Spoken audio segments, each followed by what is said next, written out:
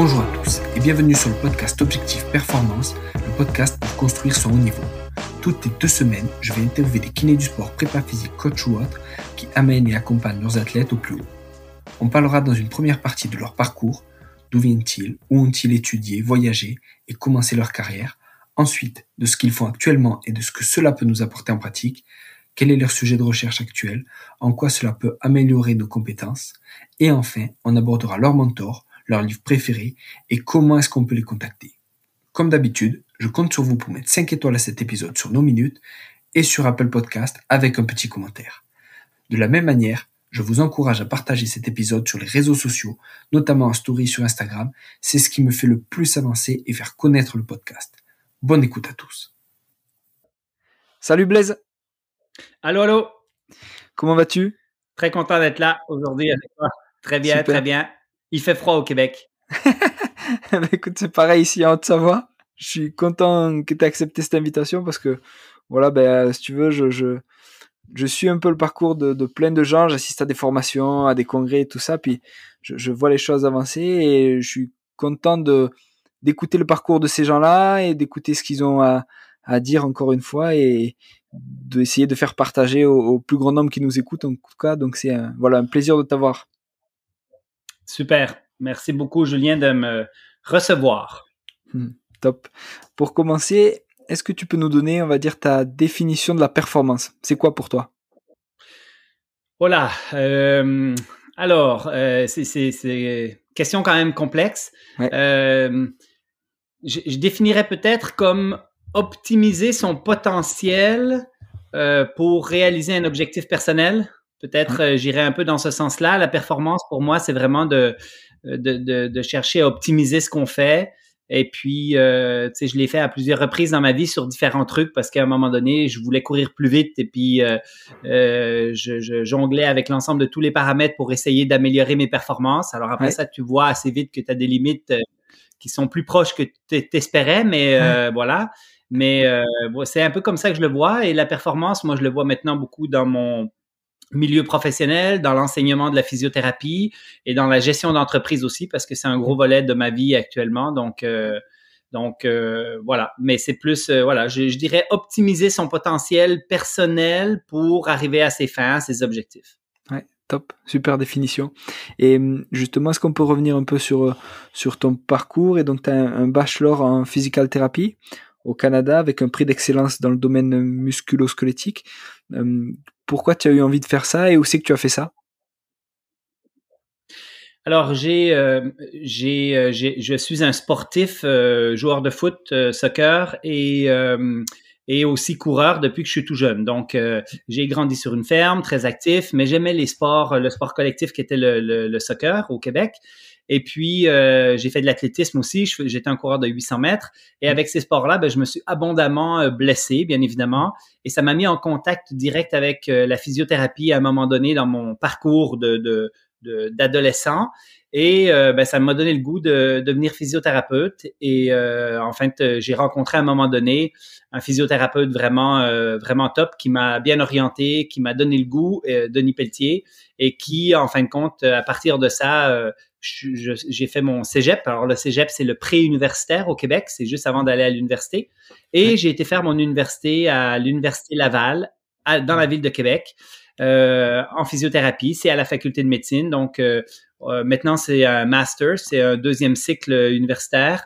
Dans le temps, c'était un baccalauréat qu'on appelle, qui est pas le même baccalauréat que chez vous en France. C'est vraiment, nous, le premier niveau universitaire, le premier cycle universitaire. Oui. Et voilà. Et j'ai beaucoup apprécié ma formation. J'ai beaucoup aimé. J'ai un souvenir que j'étais vraiment dans le qu'est-ce que je peux faire pour devenir un bon physio, de focusser sur les choses essentielles. Et c'est probablement pour ça, entre autres, que j'ai eu ce prix d'excellence à ce moment-là, parce que je l'aurais pas eu sur la meilleure moyenne académique, ni sur tous les cours. C'était vraiment ce qui était important pour moi, c'était de devenir un bon physiothérapeute du sport, ce qui me passionnait et ce dans quoi je voulais exceller. Top. Et c'est après ça, justement, tu as enchaîné directement après ça avec l'équipe nationale de track and field? Oui, alors j'ai été j'ai gradué en 1998 de l'Université Laval. Donc, tout de suite après, j'ai commencé à pratiquer en physio du sport. Tout de suite, dès le début, la moitié de ma patientèle, c'était des coureurs parce que j'étais dans le milieu de la course à pied. Et en fait, j'ai eu l'opportunité, parce que c'est vraiment une opportunité, je dirais, de pouvoir rentrer sur l'équipe nationale. Et sur l'équipe nationale, ben, j'ai eu la chance de faire plein de jeux de toutes sortes, 6 différents championnats du monde, les cross-country, les mondiaux de cross, les mondiaux universitaires. Je suis allé aux Jeux de la Franco au Niger, en Turquie. J'ai fait les Panames au Brésil. J'ai fait plein de jeux. Et c'est toujours de façon assez ponctuelle, c'est-à-dire qu'on va avec l'équipe pendant 2 semaines dans un jeu. On a une semaine de camp d'entraînement un peu, puis après ça, on fait les jeux. Donc, on est vraiment des pompiers, on éteint des feux, on gère, on fait pas beaucoup de prévention, on fait pas beaucoup d'éducation non plus. Et à Québec, j'avais une pratique privée où là, en cabinet, en fin de compte, où là, j'avais vraiment, j'ai développé plus mes habiletés sur la prévention des blessures, sur le suivi de coureurs. Et j'avais quelques coureurs de bon niveau, dont David Gill, entre autres, qui était sur l'équipe nationale. Donc, je suivais à Québec, mais que je retrouvais sur les équipes nationales. Mais de façon générale, la majorité des gens, tu sais, le Canada, c'est très grand. La majorité des gens ne venaient pas de la ville de Québec. Donc, c'est pas moi qui les traitais durant l'année, mais je les voyais pendant les Jeux, en fin de compte, où on allait. C'est une riche expérience, vraiment, ouais, très bien. Ouais. Et qu'est-ce que ça t'a apporté justement par rapport à ta pratique, on va dire, en privé et en libéral? Qu'est-ce que ça t'a apporté de voir des athlètes d'élite quelques semaines par an par rapport à ta pratique au quotidien?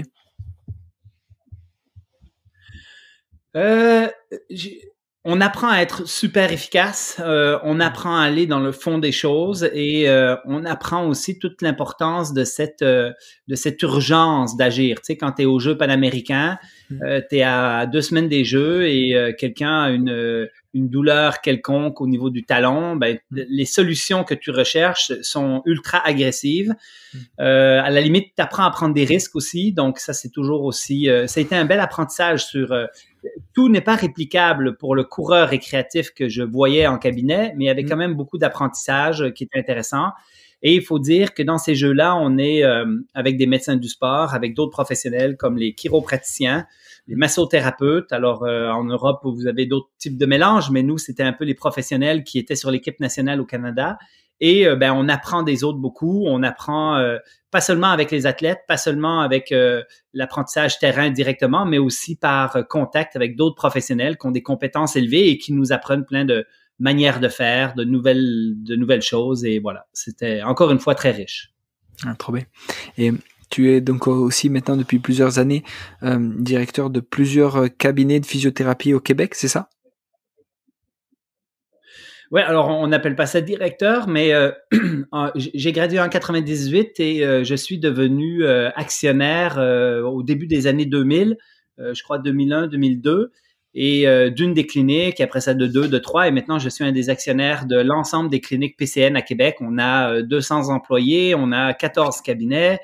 On est en développement et maintenant, j'ai un rôle de leader dans cette organisation-là parce que dans les 2 dernières années, on a changé la culture, on a enlevé les postes hiérarchiques, on a enlevé les titres relatifs à...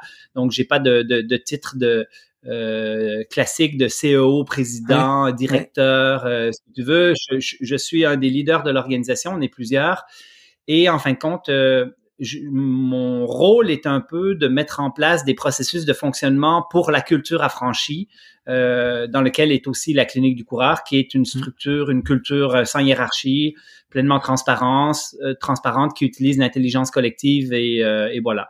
Donc, oui, je fais encore une journée clinique avec des patients. Je fais une demi-journée aussi de téléconsultation et le reste du temps, bien évidemment, c'est du management et de la gestion avec l'ensemble de toute l'équipe qui travaille à tenir cette belle organisation en place. Ouais, putain, c'est fou. Et justement, alors la clinique du coureur, tu l'as fondée en 2008. C'était quoi à la base ton objectif en te lançant là-dedans? Ouais.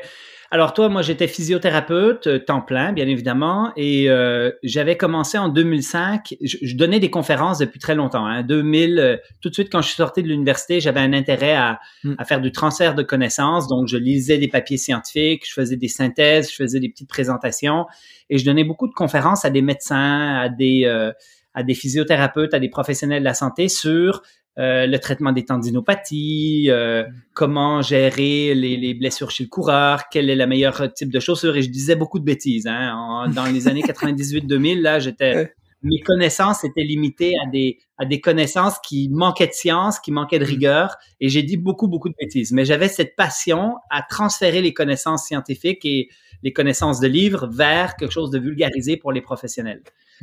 En donnant des conférences comme ça, à un moment donné, en 2005, j'ai monté un cours de 3 jours où j'ai pris à peu près toutes mes conférences et j'ai attaché tout ça ensemble avec un fil conducteur et j'ai donné le premier cours en 2005 de la clinique du coureur, en fin de compte, qui était prévention des blessures en course à pied. Et j'ai donné ça en 2005, j'en ai redonné quelques-uns en 2006, 2007 et en 2008. Je pars dans l'Ouest canadien avec toute la petite famille. Donc, ma blonde était enceinte. On avait une petite fille déjà de 2 ans et j'avais un premier garçon avec un premier mariage qui était en 4e année primaire. Ouais. Et on part tout le monde dans une famille d'accueil à 6000 km de l'autre côté du Canada, au BC, à Victoria. Ouais. Et puis, dans une famille d'accueil pour 3 mois avec l'objectif d'apprendre l'anglais. Parce que à ce moment-là, je me suis dit, OK, si tu veux enseigner partout dans le monde, il faut que tu maîtrises l'anglais mieux que tu le fais là. Ouais. Et mes origines suisses mélangées à une immigration qui est au nord de Québec à 2 heures au lac Saint-Jean faisaient de moi quelqu'un qui était nul en anglais et qui avait un accent en plus prononcé comme les Français et les Suisses qui essayent de parler anglais. Donc, je me suis dit, il faut vraiment que je m'améliore. Ouais. Je pars dans l'Ouest canadien en famille d'accueil. C'était la catastrophe. On n'avait pas l'habitude de faire la prière avant de manger, de manger toujours brun et toujours la même chose. Donc, c'était une vraie expérience. Mais ces 3 mois, si en plus j'ai absolument pas appris l'anglais, ça c'est l'autre problème, c'est qu'en 3 mois, moi j'allais à l'école l'après-midi, ma blonde allait à l'école le matin, puis on changeait pour s'occuper des enfants. Donc on allait chaque jour, on allait à l'école une demi-journée. Mais en fin de compte, à quoi ça a servi ce voyage de 3 mois, c'est de pondre la clinique du coureur.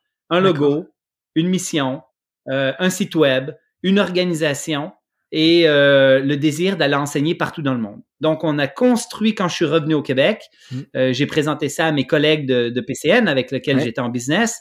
Et puis, ça les intéressait moins, donc j'ai décidé d'y aller par moi-même. Ouais. Et puis, j'ai développé le site web La Clinique du Coureur. Et j'ai commencé à donner des cours au Québec, après ça au Canada. Je suis allé en donner 1 ou 2 en France et en Suisse. Et en Suisse à Lausanne, parce que moi, je suis originaire de la Suisse, donc je connaissais un peu le coin. Ouais. Je trouve quelqu'un qui m'accueille, on donne le cours à Lausanne, et puis le site web est à une portée internationale, donc c'est une ouverture sur le monde, et à partir de ce moment-là, ça décolle, et voilà. Ah, c'est ouf. Donc, c'était ça l'histoire. Je me souviens même plus c'était quoi ta question initiale, tellement j'ai été long à répondre, je suis désolé. Non, c'est génial. Je me suis un peu égaré. Non, t'inquiète, c'était quand tu l'as fondé, au final, c'était quoi ton but, tu vois, en lançant ça? Après ces 3 mois, justement, tu te dis, ben voilà, les collègues de PCN veulent pas forcément y aller avec moi, mais moi, j'y vais tout seul. Et quand tu te lances, tu te dis, c'est quoi mon but? Justement, de faire des formations à travers le monde et de partager, on va dire, tout ce qui se passe autour de la course à pied, tout ça, ou tu avais un autre but? Ben, vois-tu, la raison d'être de la clinique du coureur, là, c'est le partage d'un savoir fiable et accessible qui contribue à la santé des populations. Et ça m'habitait déjà énormément en 2008, c'est-à-dire de faire un transfert de connaissances d'une science complexe. Dans le temps, c'était plus compliqué que maintenant. Moi, j'allais à la bibliothèque, sortir et faire des photocopies de papier d'articles scientifiques pour mettre du fluorescent dessus avant de les synthétiser dans des courriels que j'envoyais à mes banques de courriels. J'avais des banques de médecins, des banques de physio et ainsi de suite. Donc, le tout début de la clinique du coureur, c'était vraiment pas ce que c'est aujourd'hui. Ouais. Mais il y avait déjà ce désir de promouvoir les bonnes pratiques, d'éduquer les professionnels autour de nous à la science, mais une science qu'on vulgarise parce que il faut qu'elle soit digeste pour les professionnels. C'est toujours un défi qu'on a. Donc, ça m'habitait déjà beaucoup à ce moment-là. Et l'idée, c'était de dire, on peut aller partout, hein, on peut aller dans le monde entier, donner ces formations-là. Il suffit qu'il y ait quelqu'un qui dise, moi, j'ai envie de recevoir le cours chez nous, et puis on y va. Et après ça, il y a tout un cheminement, hein, parce j'ai trouvé des leaders en France qui ont marqué le développement de la France sur ça. Maintenant, en France, on donne plus d'une centaine de cours, je pense à peu près 140 cours par année. De toutes sortes. Donc, il y a vraiment un grand engouement sur l'Europe francophone. On développe les marchés italiens, on en donne pas mal. On va au Japon, on va partout au Canada, aux États-Unis, en Nouvelle-Zélande, Australie. On a été au Brésil. On a été dans 15 pays jusqu'à maintenant. Et la clinique du coureur, se développe en accéléré actuellement. C'est ouf. Et toi, à titre personnel, est-ce que tu donnes encore des cours? Et si oui, où c'est que tu vas et où c'est que on va dire que tu prends plaisir à enseigner au final? Oui, alors moi, j'enseigne encore et c'est clairement quelque chose que j'adore faire. Tu sais, c'est un peu comme la clinique. J'ai tellement de chapeaux actuellement que c'est difficile quand même de me structurer un horaire parce que je publie un peu, je fais de la recherche, je suis clinicien, je fais de la gestion de 2 entreprises. Je dis 2, mais c'est plus 3, 4 parce qu'il y a plein de petits satellites à côté. Mélangé à ça, il y a ma famille, il y a mon désir de faire du sport. Donc, il y a quand même une complexité à pouvoir tout mettre ça ensemble. Mais clairement, j'adore enseigner et je m'organise encore pour enseigner quand même passablement. Et souvent, je vais faire du développement de marché. Donc, je vais dans les places où j'enseigne aux enseignants comment bien transférer cette science et comment, on a tout un processus quand un enseignant commence à enseigner avec la clinique du coureur. Avant qu'il puisse enseigner les cours par lui-même, il y a à peu près 15 cours comme dans le processus. Donc, où il va donner des petites parties, il va apprendre parce qu'il y a actuellement peut-être 3 milliers d'articles scientifiques à maîtriser et à connaître.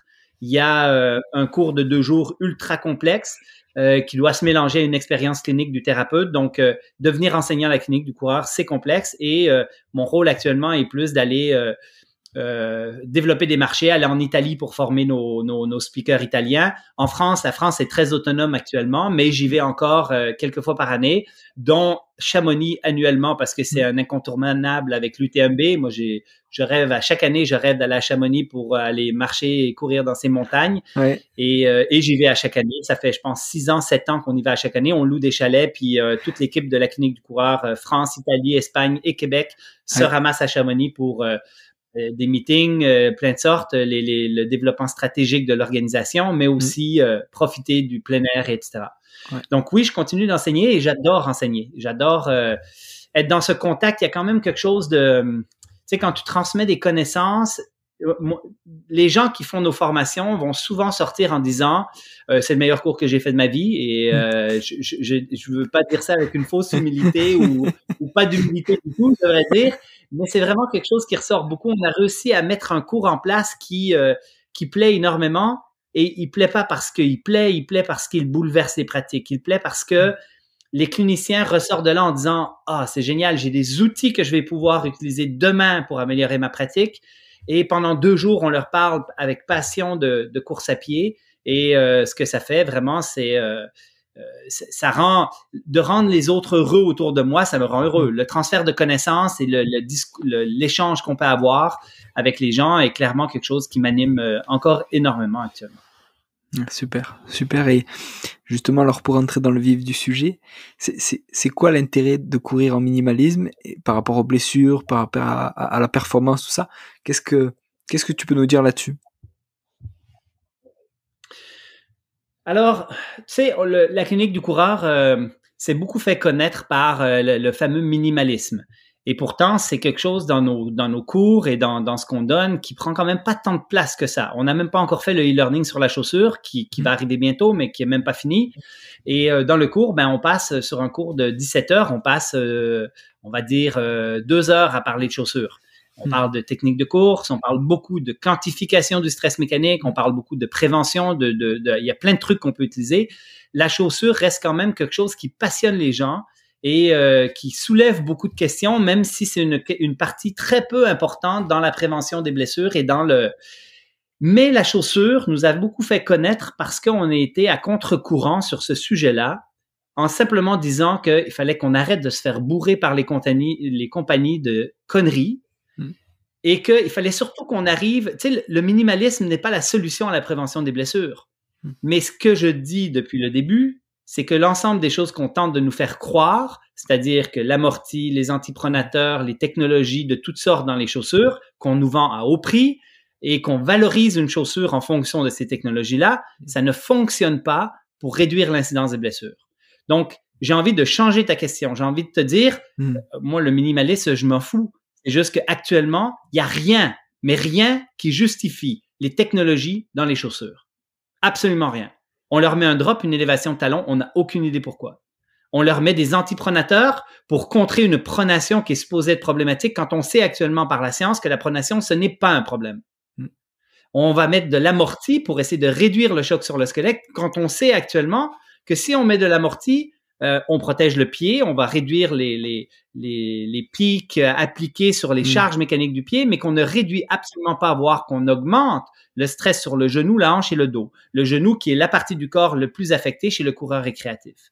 Donc, j'ai envie de te dire tout simplement, minimalisme, pas minimalisme, on peut en parler, ça va me faire plaisir. Mais la première chose, c'est que le marketing des marques nous impose des chaussures technologiques maximalistes qui ne servent absolument à rien dans la prévention des blessures. Top. Et justement alors, pour prévenir les blessures, comment on s'y prend? Et pour être plus performant, comment on s'y prend? Alors, j'enchaîne avec le minimalisme parce que je sens que j'ai pas bien répondu à ta question, mais t'inquiète.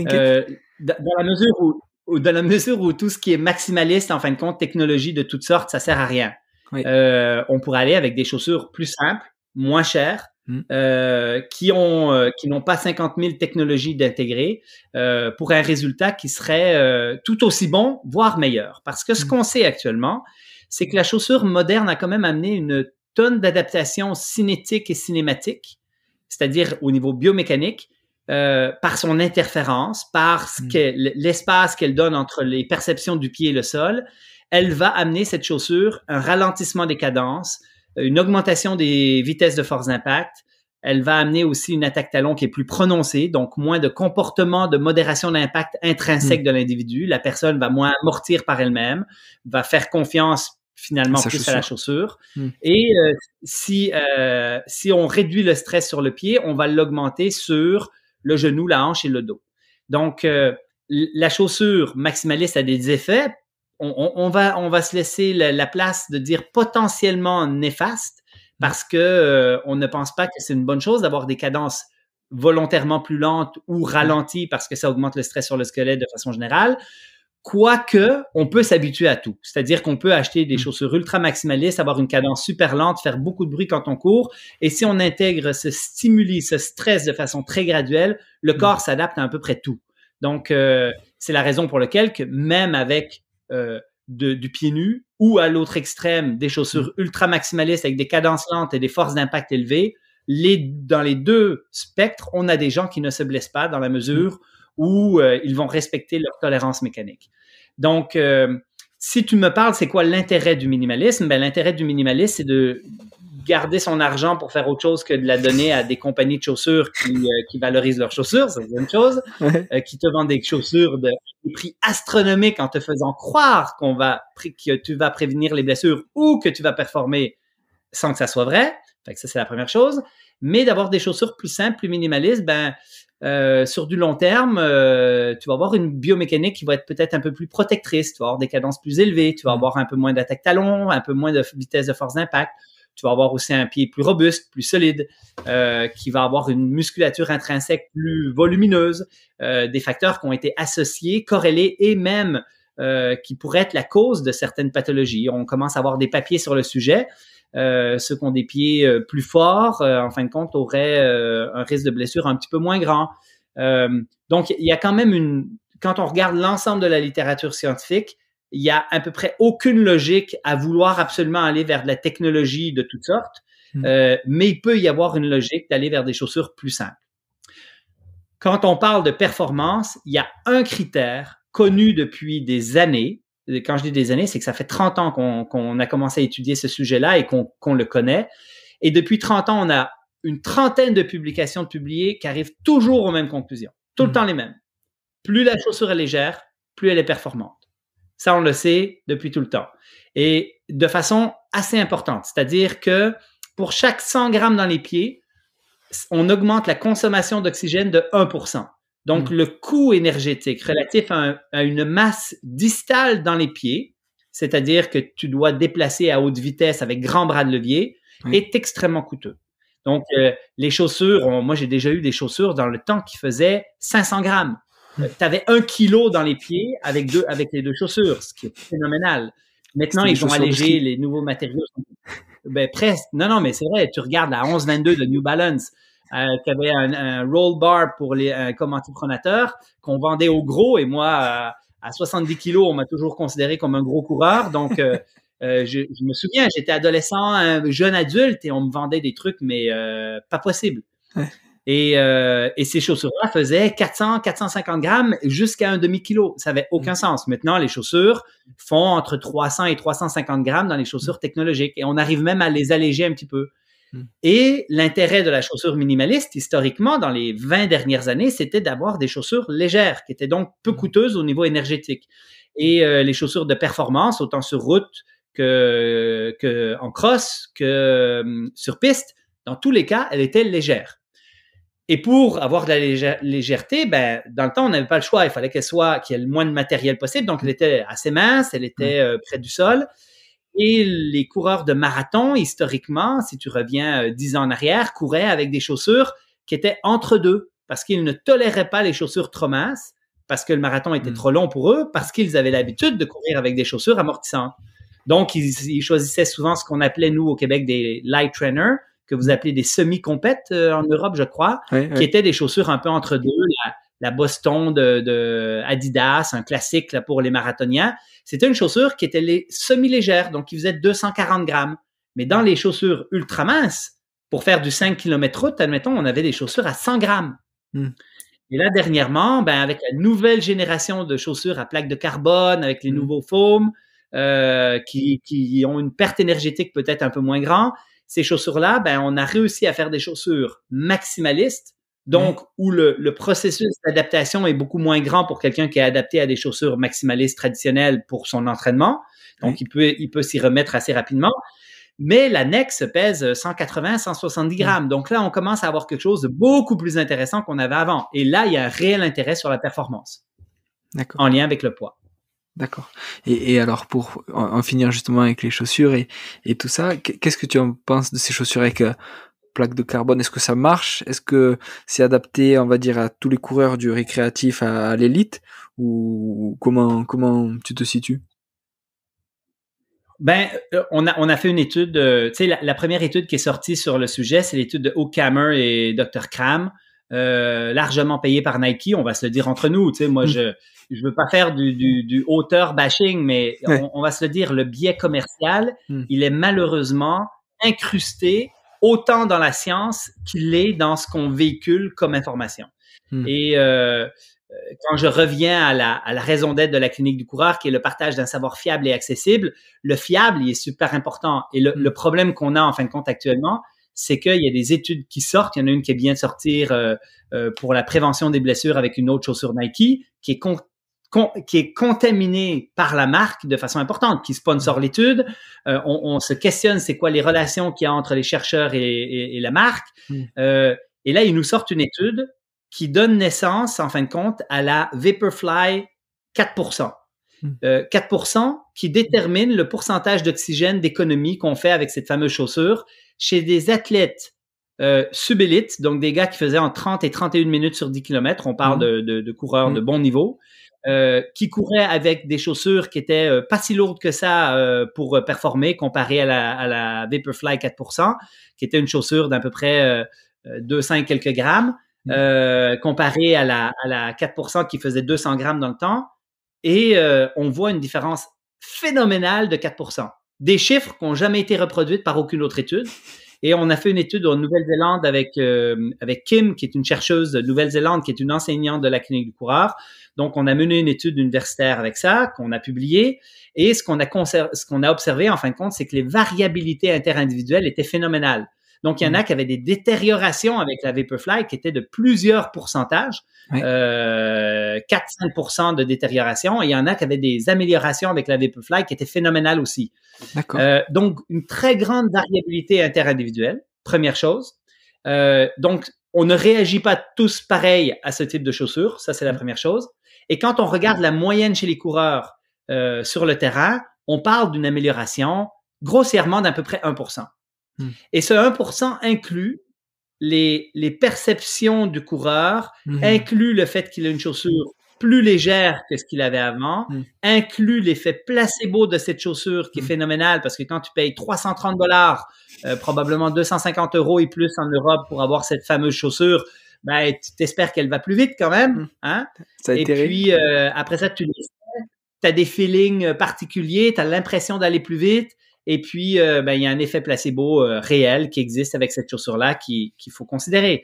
Donc, quand on améliore la performance moyenne chez les coureurs d'à peu près 1%, et je fais une parenthèse, Kipchoge, qui a été celui qui l'a testé pendant plusieurs années et qui l'a porté, ça y a pris 2 ans avec cette chaussure-là pour battre son record du monde de 1%. Qu'il n'a pas rebattu encore depuis. Donc, en dehors de cette performance ponctuelle où il bat son record du monde, son amélioration sur un espace de plusieurs années, il est minimal.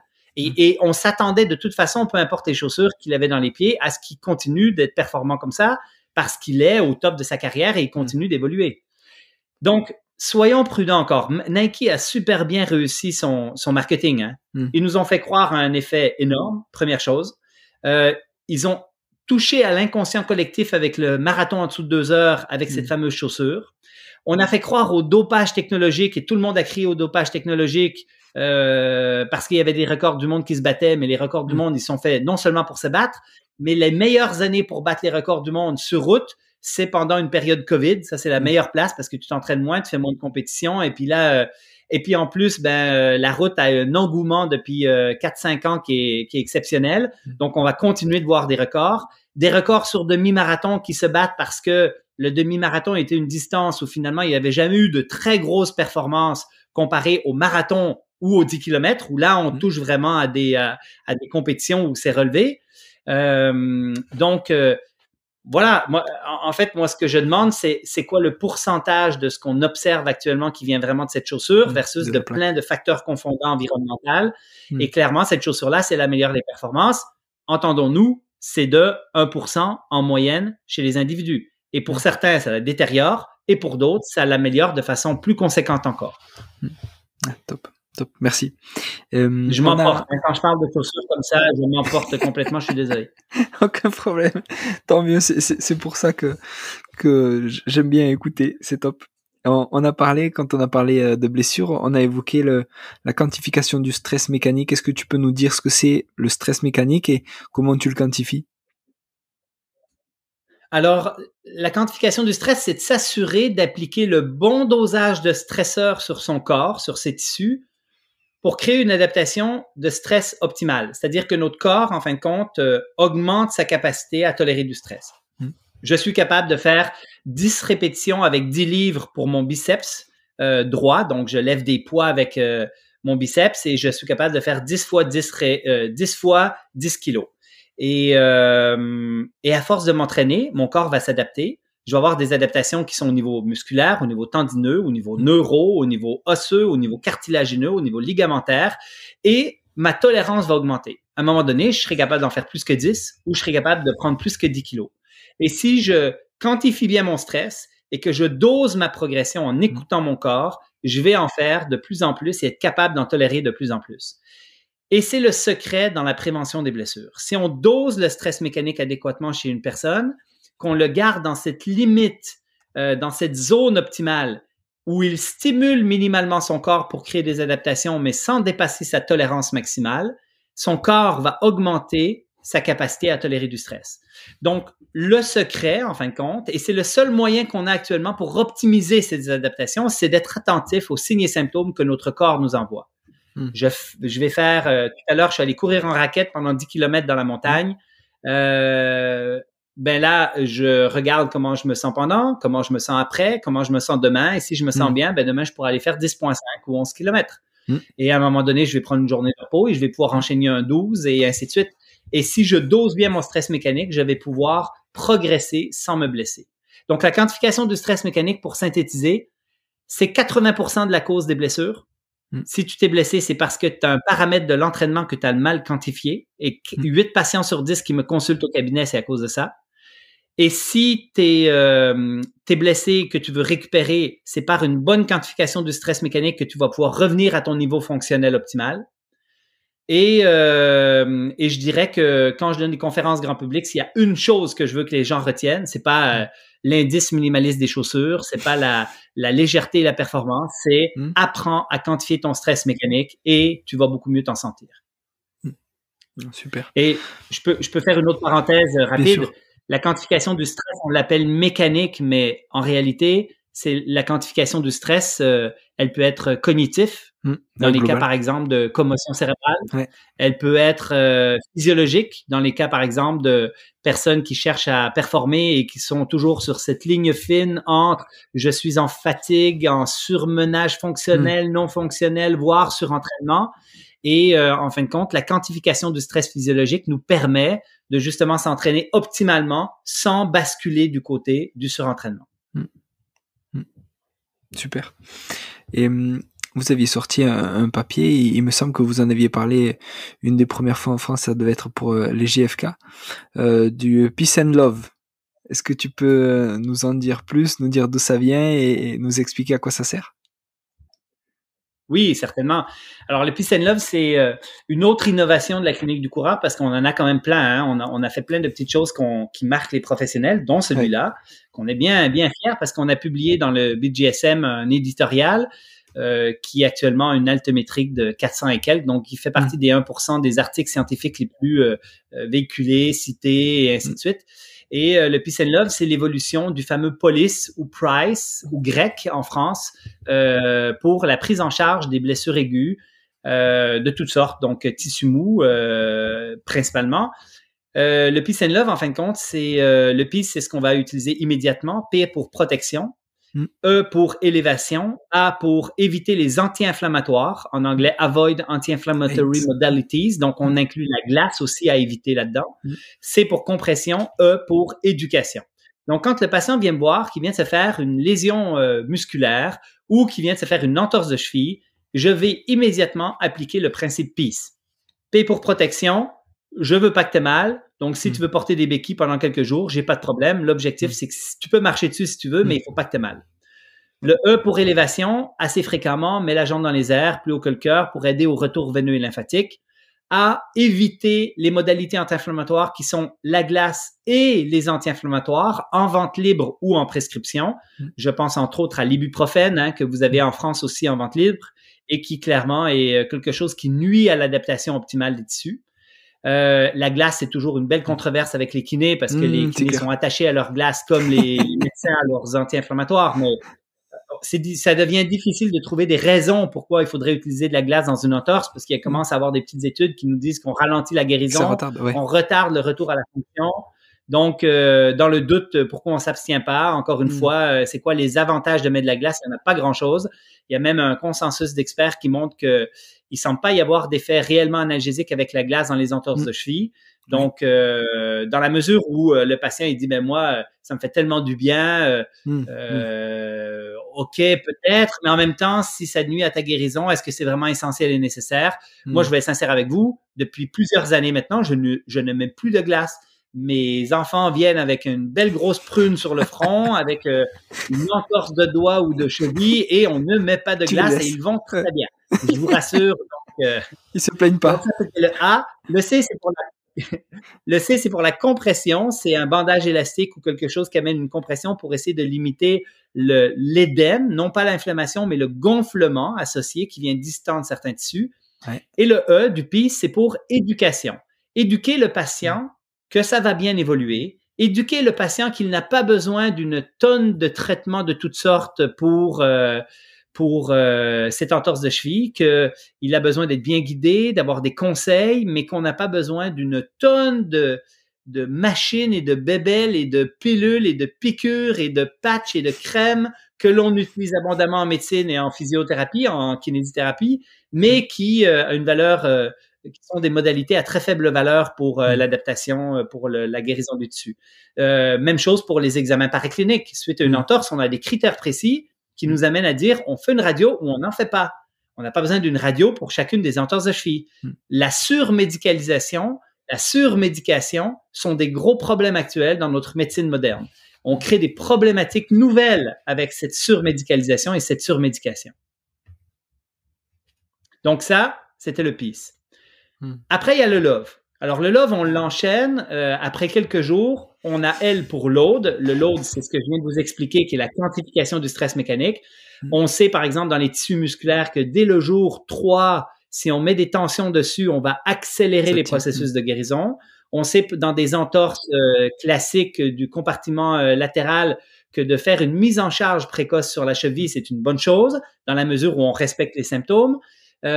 Donc, aussitôt qu'on peut, on retourne à une fonction on recommence à marcher sur la cheville, on recommence à contracter le groupe musculaire qui était blessé. Donc, loader le tissu, L pour load, O pour optimisme.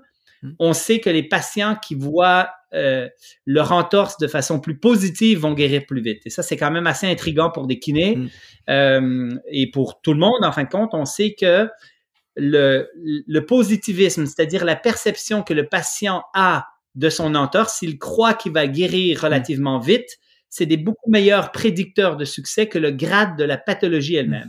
Donc, il est préférable d'avoir un grade 1 et d'être positif, de dire non, oui, le mieux c'est grade 1 et d'être positif. Oui, mais j'allais dire, ça valait bien, c'est mieux d'avoir, c'est mieux d'être positif, mais d'avoir un grade 3, c'est-à-dire penser qu'on va guérir vite, que d'avoir un grade 1, mais de penser que ça va durer une éternité. Donc, on doit conditionner nos patients à leur dire, mais ta condition, j'en ai vu plein, et oui, j'en ai vu plein, et ça guérit bien dans la majorité des cas.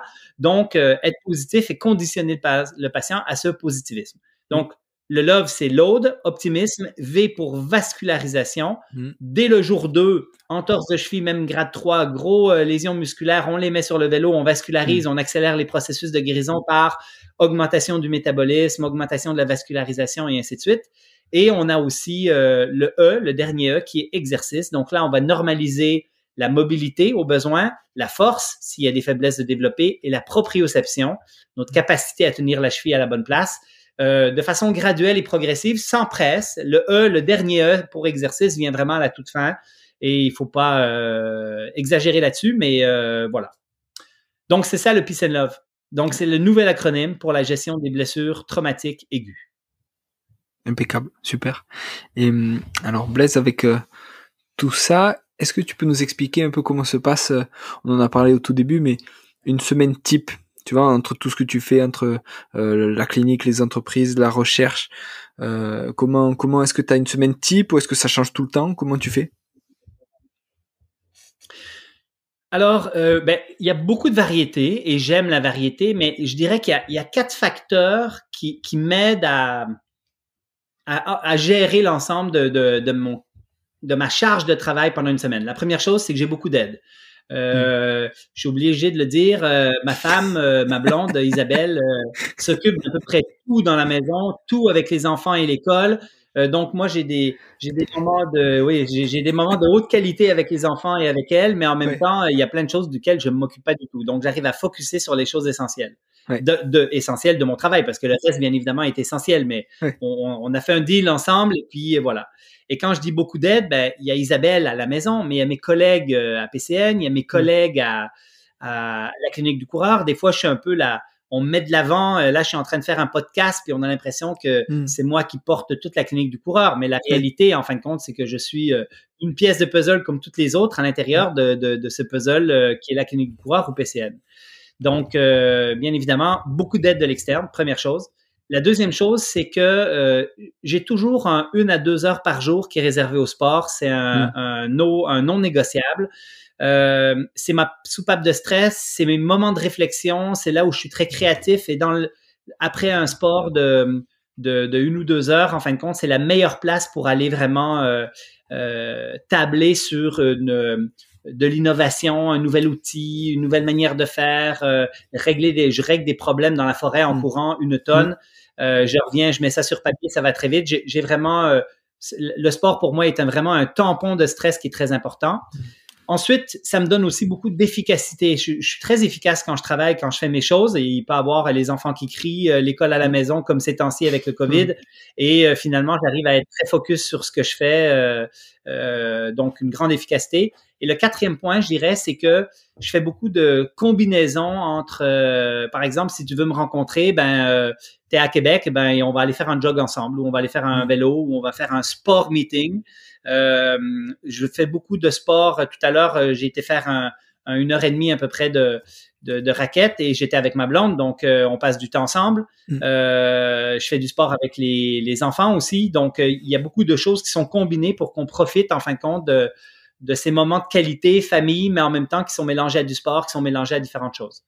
Donc, comment je combine tout ça? J'ai beaucoup d'aide de l'externe, je fais beaucoup de sport, ça m'aide. Je suis très efficace dans mon travail et après ça, je combine des activités ensemble. C'est la manière que j'ai de pouvoir tout faire finalement parce que c'est ça qui est quand même complexe. Et le sport, justement, tu le mets sur un moment particulier dans la journée, je sais pas, le matin, le soir, et justement qui te permet après de passer une bonne journée, ou pareil, tu t'adaptes, tant que tu as tes 1 à 2 heures, tu t'adaptes et tu le mets quand tu veux? Oui, je m'adapte beaucoup. Tu sais, moi, j'ai beaucoup de réunions, j'ai beaucoup de choses qui sont quand même un petit peu plus compliquées à gérer, donc qui des fois j'ai des journées, j'ai pas le temps d'aller faire ma course avant le soir et je suis obligé d'y aller à la frontale. Mais c'est sûr que les journées comme aujourd'hui, par exemple, où j'avais rien dans mon agenda, j'ai beaucoup de choses, mais tu sais, je peux le gérer comme je veux. J'ai profité des plus belles heures d'ensoleillement, excuse-moi, pour profiter parce qu'il fait froid en plus au Québec ces temps-ci, donc pour profiter du soleil et aller faire un beau tour de raquette dans le Maelstrom, qui est une montagne qui est à 10 minutes de voiture, mais qui est magnifique. Et je dis souvent à ceux qui ont besoin de se motiver pour faire du sport ou qui ont besoin de choisir les plus belles heures de la journée pour faire cette activité-là. Et voilà. Après ça, il y a d'autres jours où j'ai un 30 minutes le matin où je peux aller faire un petit jog, puis je refais une double unité avec un petit vélo stationnaire devant l'ordinateur le soir parce que j'ai pas eu le temps d'y retourner. Donc, je gère un peu tout ça comme c'est possible, mais j'ai pas d'horaire fixe. De la même manière que ça fait des années et des années que j'ai pas de plan d'entraînement. J'y vais vraiment au feeling. Hier, j'ai fait du ski de fond et j'ai fait de l'intensité. J'ai fait 10 fois 1 minute à haute intensité. Aujourd'hui, je suis allé jogger en raquette tranquille. J'ai pas de plan, mais finalement, j'arrive à moduler en fin de compte, essayer de faire une plus longue par semaine. Puis des fois, je me planifie des week-end shocks juste parce que je sais que j'ai un événement que je voudrais faire qui est plus long. Mais sinon, voilà, c'est très aléatoire, au feeling. Ouais. Et peut-être que tu peux te permettre maintenant d'être au feeling parce que tu as ces expériences passées où tu as suivi des plans d'entraînement, tout ça, et que maintenant tu arrives on parlait de quantification du stress mécanique, mais maintenant tu arrives entre guillemets, à le ressentir et sentir quand tu peux charger ou quand il faut un peu décharger et quand il faut adapter parce que tu as passé des années avant d'expertise et d'expérience là-dedans, quoi.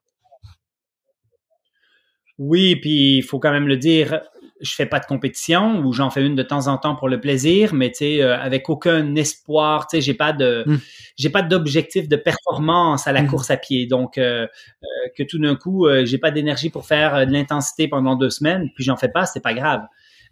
Puis, je te dirais que ayant été un coureur de 800 mètres quand j'étais plus jeune et universitaire, on faisait du 1000 mètres intérieur et tout, il y avait beaucoup d'entraînements sur piste avec des distances très précises, avec des chronos très précis où on quantifiait tout. Je me suis entraîné pendant plusieurs années de cette manière-là. Sincèrement, actuellement, j'ai juste envie de partir dans la forêt. J'ai pas de montre.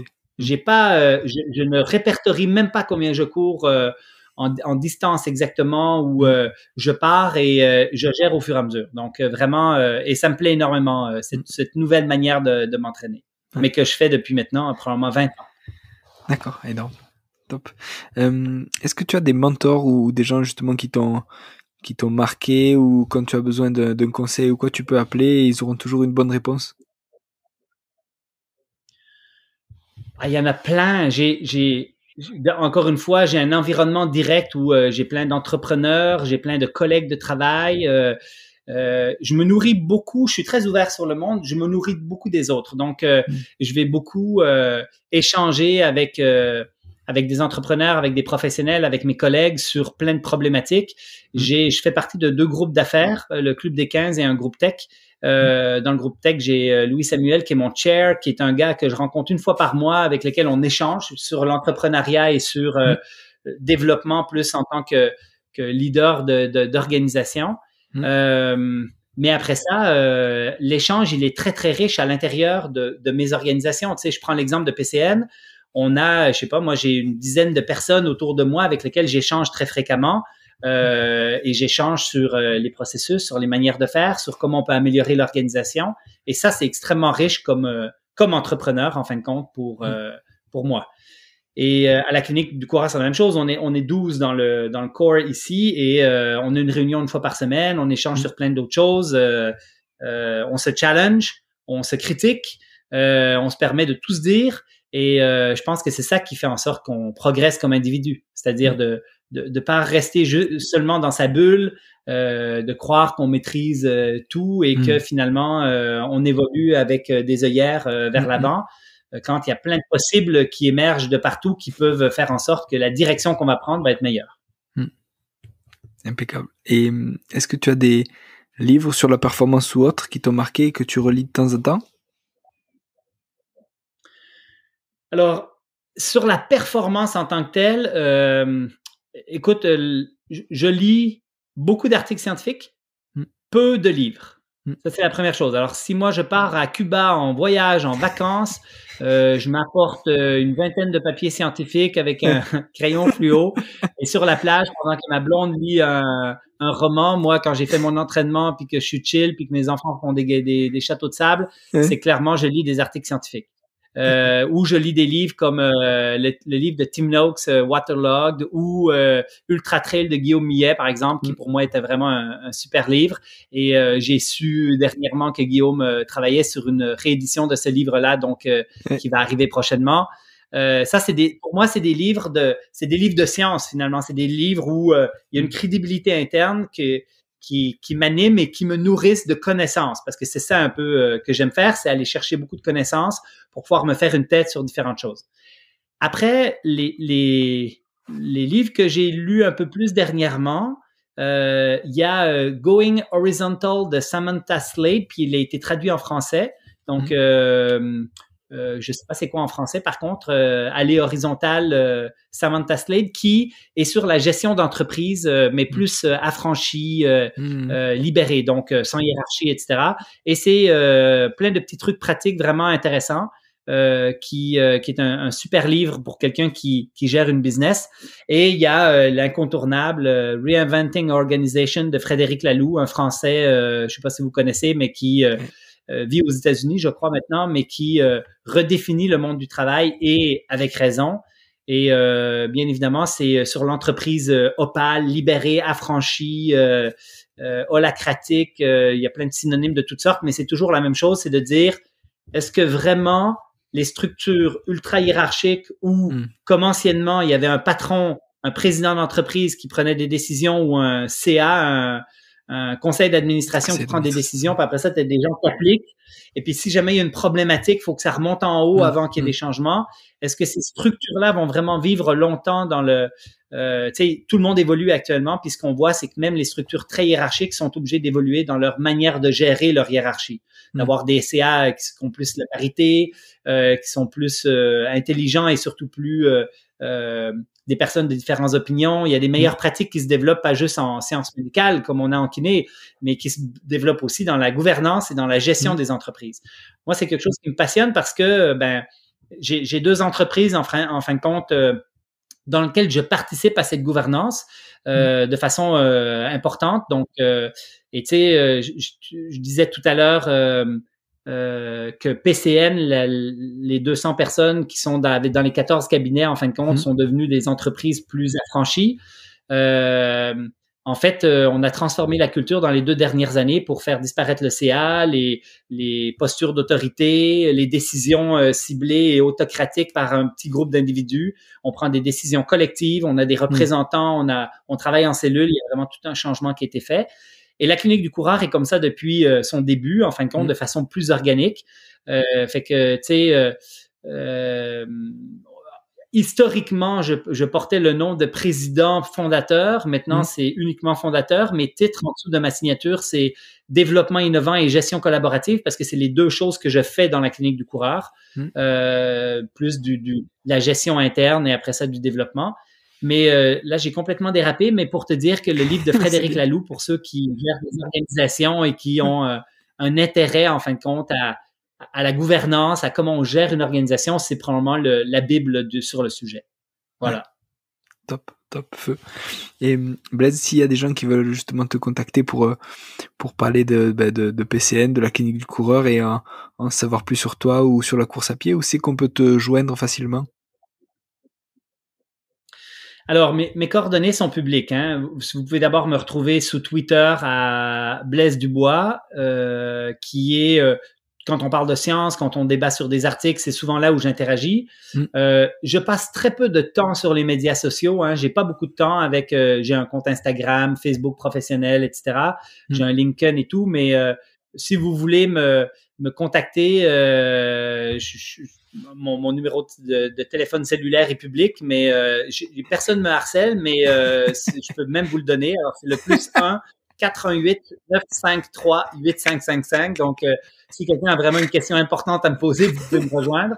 Mais sinon, par courriel, blaisedubois@me.com, voilà.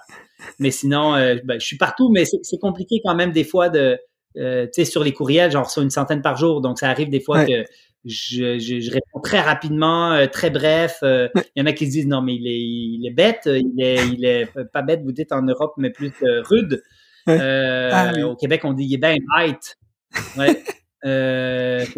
Mais c'est ça. Donc voilà. S'il y en a qui veulent me contacter, vous pouvez, mais soyez bref, soyez efficace. Vous pouvez commencer par un courriel, ça va être plus facile.